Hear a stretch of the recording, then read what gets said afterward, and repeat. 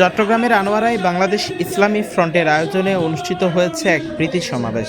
বক্তারা অভিযোগ করেছেন, সরকার জুলাই বিপ্লবের স্বপ্ন থেকে সরে গিয়ে ক্ষমতার ভাগাভাগির রাজনীতিতে লিপ্ত হয়েছে।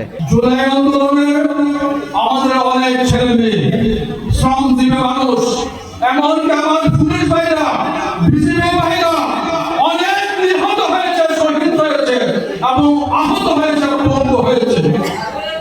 তারা যে উদ্দেশ্যে জুলাই আন্দোলন হয়েছিল স্বৈরাচারের বিরুদ্ধে, আজকে একটা স্বৈরাচারকে হটানোর ফলে যে উদ্দেশ্যে এতগুলো মানুষ রক্ত দিল, বঙ্গবন্ধু বরণ করলো, যে উদ্দেশ্য সেই উদ্দেশ্য আজকে ব্যাহত হলো। গেল বৃহস্পতিবার 2 অক্টোবর বিকেলে আনোয়ারা উপজেলার কালাবিবির দিঘি মোড়ের একটি কনভেনশন হলে অনুষ্ঠিত হয় বাংলাদেশ ইসলামী ফ্রন্ট, যুবসেনা ও ছাত্র সেনা আনোয়ারা উপজেলা শাখার প্রীতি সমাবেশ।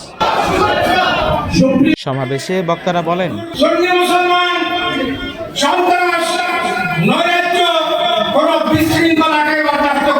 আমরা চাই এই বাংলাদেশ শান্তিময় হোক, বৈষম্য দূরীকরণের জন্য যে আন্দোলন নতুন করে ইসলামী ফ্রন্ট, ছাত্র সেনা, যুব সেনা, আহলে সুন্নাত ওয়াল জামাত আর বৈষম্য চায় না। সমাবেশে সভাপতিত্ব করেন মাওলানা আহমদ নূর আল কাদেরী। প্রধান অতিথি ছিলেন দলের chairman Maulana M A Matin.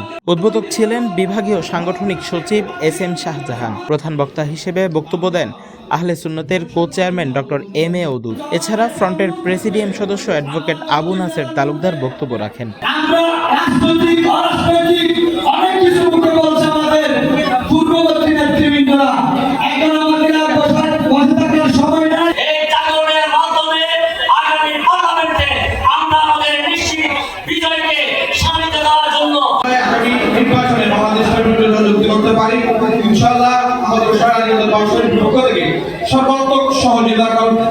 সমাবেশে বিশেষ অতিথি ছিলেন দক্ষিণ জেলার সভাপতি ফেরদৌসুল আলম খান আল কাদেরী, মাস্টার আবুল হোসেন জসিমউদ্দিন, মনির আহমদ আনোয়ারী সহ আরো অনেকে।